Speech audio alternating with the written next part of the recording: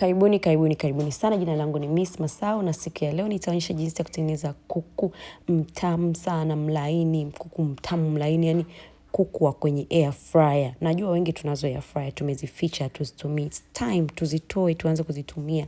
Kuku huyu ni mlaini kama mnavyomuona, ni moisture ndani, bado ana ule maji, sio mkavu. Yani kuku ni mtamu mlaini, moisture. Karibuni sana. Kama hujasubscribe, please subscribe. Kama ni returning subscriber, nashukuru sana. Let's get straight into the video. Mahitaji yetu ni kama yafuatavyo. Utahitaji kuku wako, umeshamosha vizuri kama kwangu na nimeshamkata vizuri kabisa. Kisha tutaanza kumwekea viungo vyetu. Na viungo vyetu ni kama vifuatavyo. Tutaanza kwa kuweka chicken masala. Tutaweka vijiko viwili vidogo vya chicken masala. Tukishaweka chicken masala yetu, sasa tutaweka paprika. Paprika na yenyewe tutaweka vijiko viwili vidogo. Tukishaweka paprika na pia tutaweka rosemary. Rosemary tutaweka kijiko kimoja tu kidogo. Na tukishaweka rosemary tutaweka white pepper. White pepper na yenyewe tutaweka vijiko viwili vidogo. Then tutaweka garlic paste. Garlic paste na yenyewe utaweka vijiko viwili vidogo. Hii garlic paste nayo video hapo chini, naomba muangalie jinsi ya kutengeneza garlic paste yako ambayo unaweza kwenye friji ikakaa zaidi ya mwezi.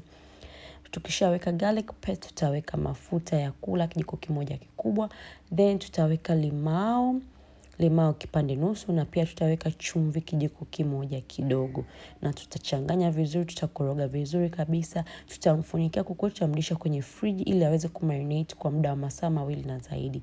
The longer ata marinate, the longer kuku wako atakuwa mtamu, atakuwa tender, atakuwa na ile moisture, atakuwa juicy ndani, yani the longer ukimarinate. Kwa ni vizuri kama ukimarinate usiku kabla ya kumtumia. Kwa mfano kama unataka umpike kesho, ukamarinate leo usiku, kesho ikifika utamtoa kuku wako, utaanza kumweka kwenye air fryer.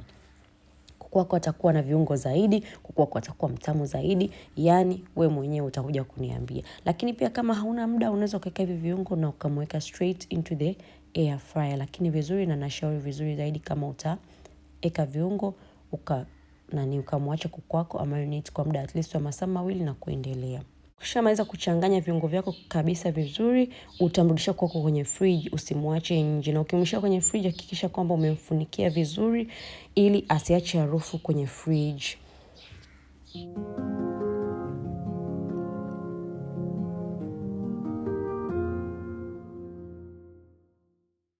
Baada ya masaa 2 nilimtoa kuku wangu kwenye friji, nikatoa hiyo cling wrap. Nilivyoitoa cling wrap, nikaanza sasa kumweka kuku wangu katika air fryer yangu, katika tray ya air fryer yangu. Air fryer ziko nyingi sana katika maduka, kwenye soko sasa hivi. Unaweza ukafanya research yako kama unataka kununua air fryer ili ujue ni air fryer gani itakufaa wewe pamoja na familia yako. Na ziko katika prices tofauti. Kwa ni vizuri ukafanya research, kwa sababu nimeshapata maswali mengi kuhusiana na air fryer.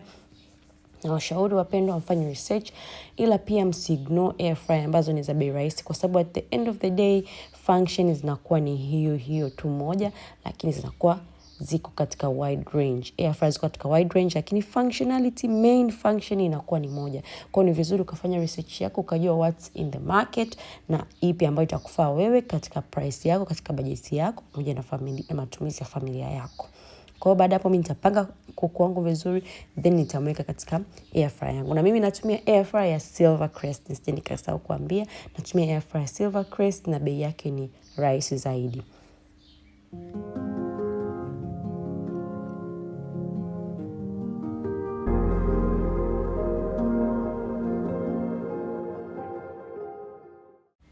Nitaweka sasa hii tray yangu ndani ya air fryer. Nikishaweka nitaiwasha, na nikishaiwasha kama mnavyoona hapo kuna options nyingi.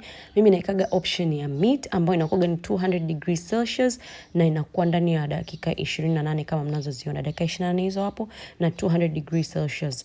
Kwa hiyo sasa baada ya hizo dakika 28 au nikifika nusu, saa nyingine naweza kafika dakika 14, nikaja nikaiflip kuku yangu. Kama mnavyoona hapa imefika dakika 14, nimeigeuza tayari. Alafu ile mchuzi wote ambao ulikuwa umebakia au ile sauce yote ilikuwa imebakia kwenye bakuli nimeirudishia humo ndani, na ninapakaza vizuri kabisa kwenye kuku wangu ili kuku wangu asiwe dry. Yani kama nilivyowaambia, kuku nataka awe ana moisture. Sitaki kuku wangu awe kabisa mkavu.